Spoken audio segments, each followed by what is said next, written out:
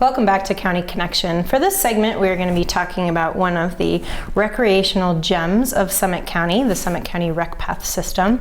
And with me are Katie Kent from the Open Space and Trails Department and Phil McFall from Summit County Ambulance Service. Welcome, guys.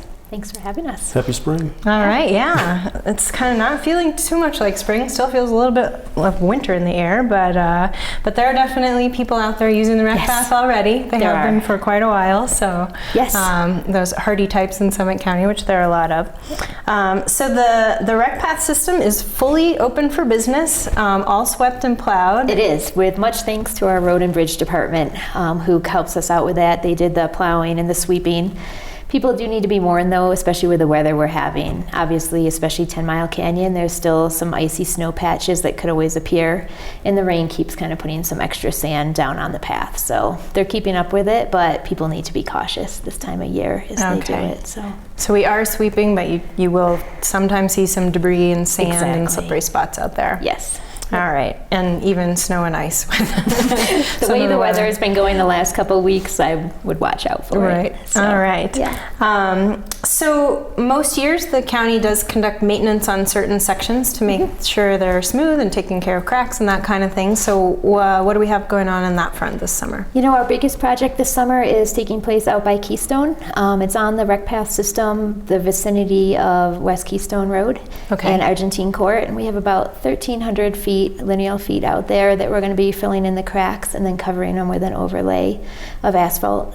So that's been one of the worst places on the Recpath lately. So we're going to get that picked up and fixed up. It's going to be really great for people to ride on, nice and smooth instead of hitting all the cracks. Yeah, definitely. Yes, and then just overall, the entire Recpath will be doing crack sealing on all the county jurisdiction areas wherever it's needed. So. All right, great. Yeah. And so when is the Keystone work scheduled for? Weather dependent, but we are hoping for June. And it shouldn't take more than a week, as long as the week that the contractor is out there working is good weather. So it shouldn't be too much of a hold up for people. It's not going to be a whole summer of construction, which I think people will be enthused about this year. Definitely. So. And folks should pay attention to those construction crews and kind of slow keep down, an eye out, follow the signs. There will be detours during that. So definitely look at where they're directing you to go and follow where they want you to go for safety. All right. Yeah. So one of the exciting developments for this summer is a brand new signage program that we have throughout the system. Can you tell folks about that? Yes, and we're actually really excited about this, especially because of all the partners we have. And I have to give thanks to Summit Biking. It gave us $30,000 in a grant form, and that's being matched by the county and the towns of Breckenridge and Silverthorne and DREC. So it's been a neat project because we have a lot of support and partners from across the entire county. A real community effort for sure. Yes. We have a couple different components, and people might have seen just this past week we got out the large kiosks, and we're really excited because those are going to have a brand new map on them which shows the layout of the Recpath. It has a new color-coded system, help you see where you need to go.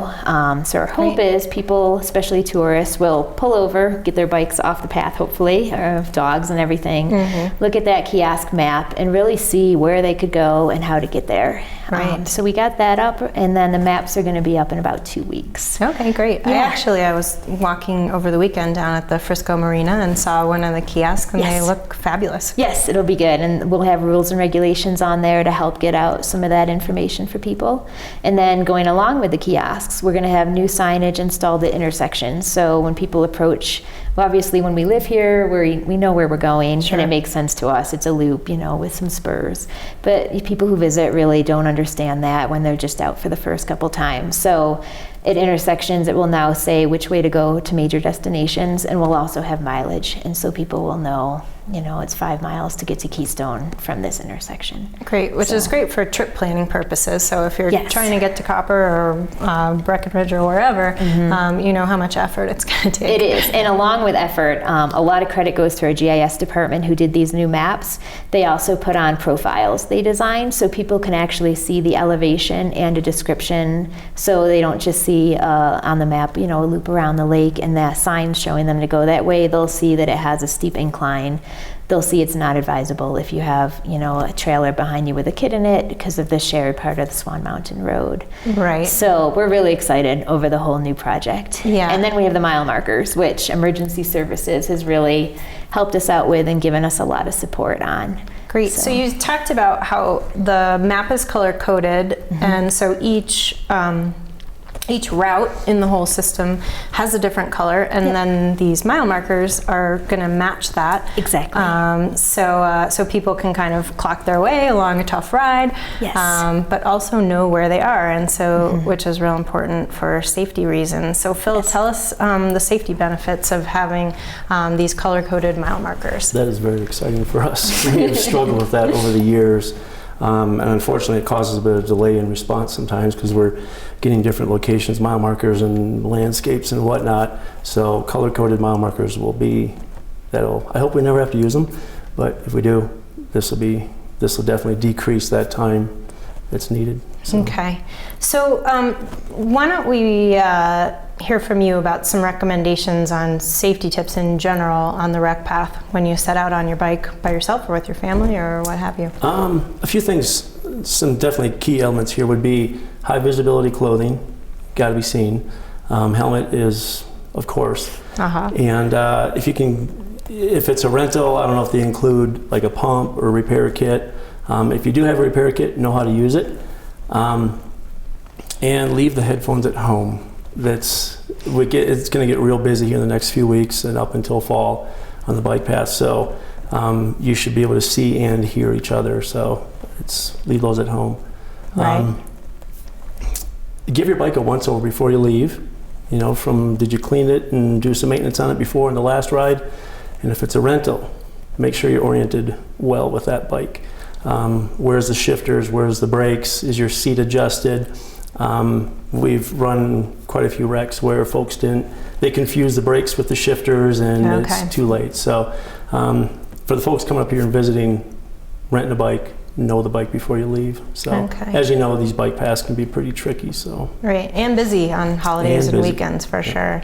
Katie, do you have anything to add about etiquette or safety tips? We're gonna get those up on the kiosk to put on, so people can really see all the rules. And I don't obviously want to rattle through all of them, but a couple of the common ones that we get a lot of calls on, people complaining to us that we need to advertise more, is just to remind people. There are posted speed limits.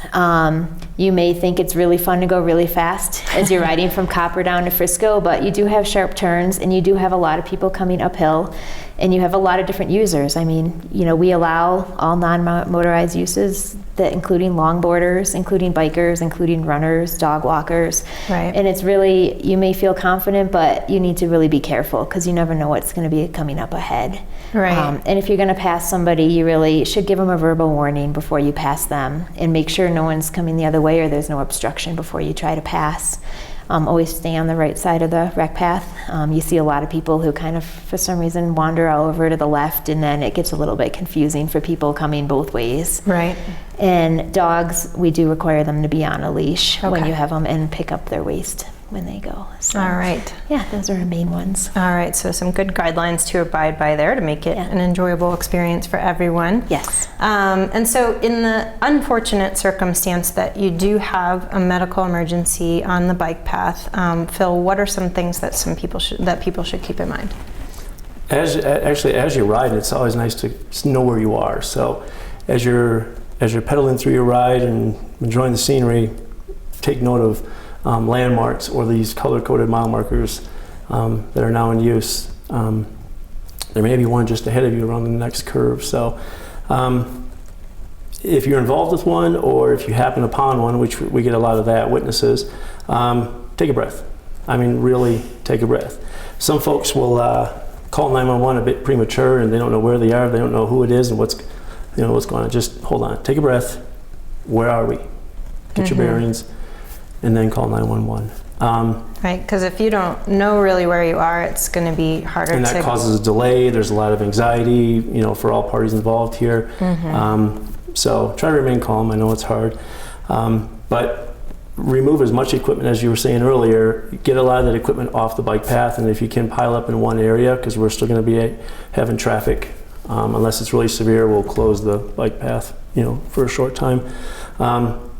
But clear all the equipment out of the way, and if you can, what I kind of call it the boiling water, go boil water, is it's nice is we can employ people to go down or up the bike path slow down traffic. It also helps us guide in as we're coming down the bike path. We can see people waving, and we know it's just up ahead around that corner. And one story in particular about not moving the patient. We hear that a lot. We didn't want to move the patient. We didn't want to move the patient. One call in particular, the party landed in an ant hill. And as we pulled up, they were saying we didn't want to move the patient. They were covered in ants. So there's a time and a place to move the patient. So was that patient able to yell? It was interesting. So use your discretion and common sense when it comes to that. As far as if we should move the patient, do we have to move the patient? You can also have parties protect the patient from oncoming traffic. Vehicle. Bikes and longboards and all that. It can be a pretty interesting scene, but also protect the patient from the elements. If they landed on a hot summer day on the blacktop, are they getting burned? Is it raining out? Is it the sun? There's multiple ways to protect that patient as well. Fire department, they'll be responding in the wildland vehicle, so they can't negotiate those curves and hills with the engine. So if they do make it onto that bike path, it'll be with the wildland unit, and it will be in the ambulance, and it'll be lights and sirens, but we'll be going as fast as possible, but as slow as needed. So that was built for bikes and feet and boards, so not for wheels. So we'll be taking it really slow and easy, so you'll hear us coming. All right, sounds good. So shifting gears a little bit, but staying on the bike theme. Everyone. Thank you for thinking that it was funny. So we're going to talk about Bike to Work Day, which is something that should bring out lots of cyclists throughout Summit County towards the latter part of June. And you've been working with a lot of partners. Again, a great community effort. Tell us what's going on with Bike to Work Day. Yes, so we're expanding it again this year with a lot of thanks to the PANTS group, which is Physical Activity and Nutrition for Team Summit, the Summit. They've really taken the lead on this, and they've gotten our county involved. They've gotten the towns involved. And so what we're going to do this year is we're actually going to increase our breakfast stations. From last year we had 4 around the county. This year we're going to have 6. Excellent. And so 7 a.m. to 9 a.m. people will be able to stop by. And we call it Bike to Work Day. If you don't work that day, we're not going to quiz you if you ride your bike up to the breakfast station. The intent is, let's get people out there on their bikes. Let's let them see the enjoyment of getting to go do an errand or go to work, and how it's really may not be as difficult and time consuming as they think it may be. Right. So we're going to have breakfast stations in the morning, tons of raffle prizes, giveaways, swag will be at the tables. Sounds like a lot of fun. Yes, and we're hoping to have, hopefully, last year we had a bigger turnout than in the past, and we're hoping to keep increasing it. And then we're going to top it off with a happy hour mixer at the Island Grill in Frisco. I don't have all the details and the discounts that people will get, but we'll be putting out a press release and hopefully getting a lot of information in the Summit Daily. Okay, great. As that moves forward. So it's Wednesday, June 24th. We should add. Yes. Excellent. So it should be a really good day to get out and just try it out. Great. Figure out a plan to get yourself somewhere on a bike. Yeah, and it is a great opportunity, kind of with these fun incentives and a fun atmosphere, to kind of figure out, if you haven't commuted via bike before, to kind of organize yourself and figure it out, and you may find that it's not so hard, and maybe it's a regular habit that you want to maintain throughout the summer. Yes, and that is the intent of it. That's the hope. And you may talk to coworkers, and maybe you have someone you can meet up on the way, and then you have little more incentive because you're going to meet someone at this part of the path, and you'll finish the ride together. So ways to help you out. Right, and there are so many great benefits physically and mentally from doing a daily ride. Yes, we all need that. Yeah, definitely. Exercise to start the day out. So. Okay, so where should people go to get more info from either of you? Oh, really? Yes. You can give us a call anytime. 911, just kidding, don't do it. 970-668-5777 is our office number. You can always check us out on our Facebook page, Summit County Ambulance Service. We're always updating that and putting exciting things on there. So. Yeah, you guys have a lot of great stuff on there in terms of activities you're doing to help educate the community on a variety of medical and safety issues, so that's great. And Katie? Best way for Open Space and Trails office is through the Summit County website, and then navigate through community development to find open space and trails. All right, Keep it updated. great. So, Well, yes. thanks to both of you for coming in today, and thanks for your work overall to keep the Recpath a safe and wonderful amenity here in Summit County. Yes, thank you, Julie. Thank you. All right. Stick with us. We're going to take a short break, but when we come back, we are going to be talking about diseases that are more of a concern in summertime than the rest of the year.